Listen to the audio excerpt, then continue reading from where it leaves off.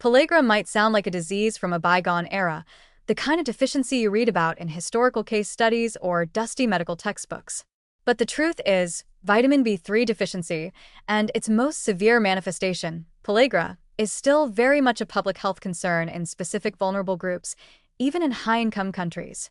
Though full-blown pellagra is rare, the factors that contribute to niacin deficiency are surprisingly common, and its symptoms can often go unrecognized until they become debilitating. At its core, pellagra is a disease of cellular starvation.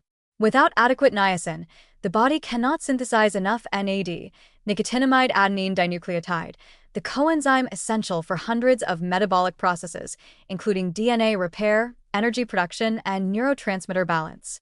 When NAD levels drop too low, systems begin to unravel, especially in organs with high metabolic demand like the brain, skin, and gastrointestinal tract. The classic signs of pellagra are known as the 4Ds: dermatitis, diarrhea, dementia, and, if untreated, death. The skin symptoms are often the most dramatic: symmetrical, scaly rashes on sun-exposed areas that become inflamed, cracked, and hyperpigmented. These rashes don't just look unpleasant, they burn, itch, and worsen with continued UV exposure. Digestive symptoms can include nausea, abdominal pain, and persistent diarrhea, which only compounds the problem by reducing nutrient absorption further. The neurological effects can be equally devastating, starting with fatigue and irritability and potentially progressing to confusion, hallucinations, memory loss, and depression. At advanced stages, pellagra can mimic severe psychiatric disorders. Although widespread niacin deficiency has been largely controlled through food fortification programs, particularly in flour and cereals, there are still people at significant risk today. One of the most vulnerable groups is individuals with chronic alcoholism. Alcohol impairs the absorption of niacin from the gut and interferes with its conversion from tryptophan, a process that requires vitamin B6 and adequate protein intake, two other nutrients often deficient in heavy drinkers.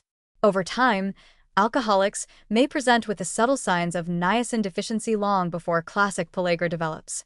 These might include mood swings, digestive complaints, sensitivity to sunlight, and poor wound healing. Another high-risk group includes those with malabsorptive disorders, conditions like Crohn's disease, celiac disease, or chronic diarrhea syndromes, which damage the intestinal lining and limit the absorption of many B vitamins. Even if dietary intake is sufficient, these individuals may not absorb enough niacin to meet their needs, particularly if their protein status is also compromised. In such cases, a deficiency may creep up gradually, masked by the underlying illness, until neurological or dermatological symptoms bring it to light. Populations living in poverty or suffering from malnutrition are also at risk, particularly where maize, corn, is a dietary staple. Corn contains niacin, but in a bound form that is not bioavailable unless it's been traditionally processed, like in nixtamalization, a technique used in parts of Latin America. Without this process, heavy corn-based diets can lead to dietary niacin deficiency, as seen historically in regions of the southern United States and parts of Africa and India. In refugee camps, disaster zones, or areas where access to diverse foods is limited, niacin deficiency can resurface with alarming speed.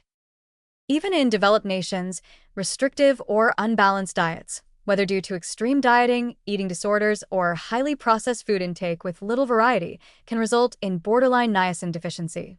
In some cases, people following strict vegan or ketogenic diets without attention to B vitamin sources may fall short, especially if their tryptophan intake is low or if they're not consuming fortified foods.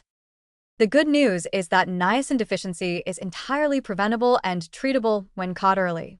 Supplementation with nicotinamide can reverse symptoms rapidly, particularly neurological ones, which are often the most dangerous. But the better solution is awareness, recognizing that a nutrient once associated with historic poverty is still relevant in today's world of fast food and chronic illness. Vigilance in at-risk populations is key. That means not just treating the deficiency when it appears, but identifying the conditions, social, nutritional, and medical, that allow it to take root in the first place. Pellagra isn't gone. It's just waiting in the shadows where malnutrition, alcohol dependence, and digestive disease collide. In those cases, the glow of good health begins to dim, and the cells that depend on NAD falter. Understanding and addressing niacin deficiency today isn't about looking backward.